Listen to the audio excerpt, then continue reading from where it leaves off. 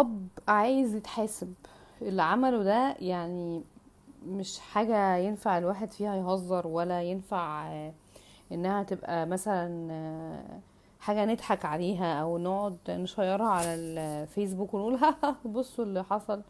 يعني حتى البوست نازل كاتبين ان هم يحسبوه جمل، فتصوروا هم قاعدين على الجمل وهو اسد.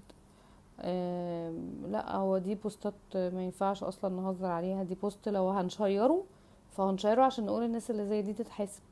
ما ينفعش اب يقعد ابنه وابنه التاني، يعني كل ما يملك من الدنيا دي والولدين، مقعدهم على اسد يتصوروا بالمنظر ده. والله اعلم ممكن يحصل لهم ايه، وانتوا هتشوفوا في اخر الفيديو ايه اللي هيحصل. يعني انا مش مصدقه، مش مصدقه الاهمال، مش مصدقه ان ممكن يبقى في حد بيعمل كده في ولاده. يعني ازاي بجد؟ ولا بصوا، بصوا المنظر، بصوا الاسد كان هيهجم عليهم ازاي. ايه ده؟ لا والله ايه ده؟ ازاي؟ يعني ازاي انت بتفكر في ايه؟ فكرت في ايه وانت بتعمل كده؟ دماغ الابهات دي بتبقى عامله ازاي؟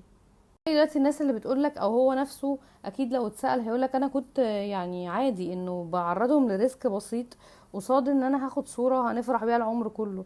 لا طبعا، لا طبعا. يعني ايه اعرضهم لريسك حتى لو بسيط قدام ان انا اخد صورة؟ يعني ايه اعرضهم لريسك اصلا؟ دول ولادك يا فندم.